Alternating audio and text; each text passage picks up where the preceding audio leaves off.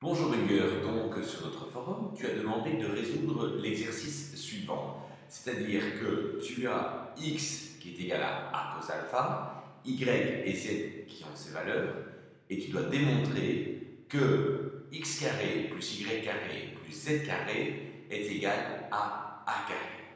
Alors dans ce genre d'exercice, c'est assez simple puisque on te dit dès le départ ce à quoi tu dois arriver. Donc tu n'as pas d'autre choix, si tu veux, que de prendre les valeurs de x, de y et de z qu'on te donne et de les injecter. Ça donne donc ceci. Je vais prendre x et le remplacer par sa valeur. Ensuite, je vais prendre y et le remplacer par sa valeur.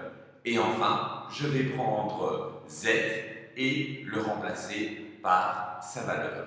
Donc, si je commence par x, je dois donc démontrer que a cos alpha au carré plus y, c'est a sin alpha cos bêta au carré plus z, donc plus a sin alpha sin bêta au carré, et j'espère que tout ça est égal à a carré. En tout cas, c'est ce qu'on te demande de démontrer.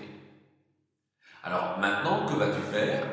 Je vais simplement appliquer le carré. Je te signale que ici, comme partout, c'est une multiplication et tu as peut-être besoin de ce petit mémo, à savoir que a fois b au carré est égal à a carré fois b carré.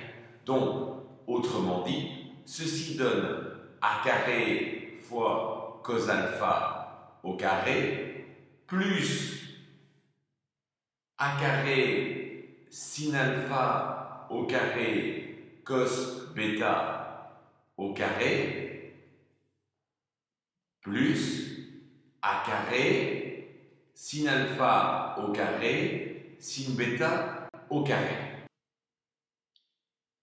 Alors une autre chose que tu dois savoir, c'est qu'on écrira rarement cos alpha au carré. Et oui, il existe une abréviation que tous les mathématiciens utilisent, mais qui parfois embrouille les élèves.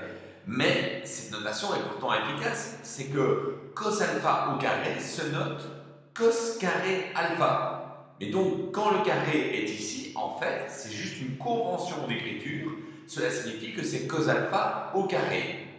Plus, alors, ici, je ne fais simplement que réécrire suivant la convention que je viens de te dire, cos carré bêta, plus a carré sin carré alpha sin carré bêta.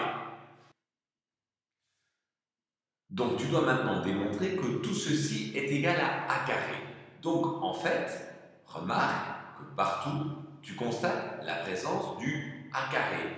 Ce qui nous permet donc de mettre a carré en évidence.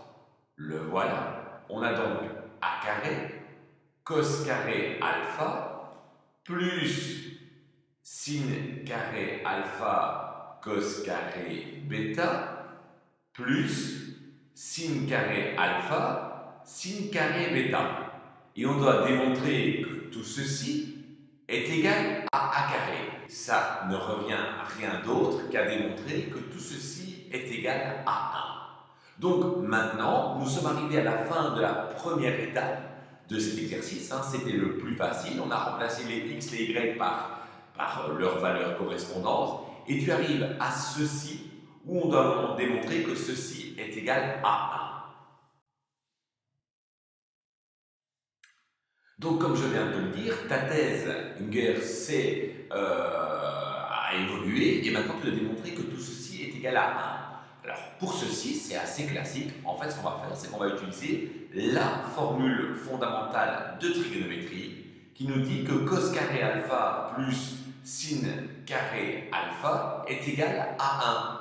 Donc, alors cette formule-là, on l'utilise rarement dans cet état-là, tu vois, assez brut. Souvent, ce qu'on décide, c'est de la prendre en disant que cos carré alpha égale 1 moins sin carré alpha. Donc en fait, tout ce qui apparaît en cos carré alpha va être changé en 1 moins sin carré alpha. De même, tout ce qui est en cos carré bêta va être changé en 1 moins sin carré bêta. Donc ça veut dire que de ceci, tu passes alors à ceci. Donc le cos carré alpha se transforme en 1 moins sin carré alpha, plus le sin carré alpha qui est ici, mais lui, je ne le change pas. Le cos carré bêta se transforme en 1 moins sin carré bêta, et le sin carré alpha reste bien sin carré alpha, et sin carré bêta reste bien sin carré bêta.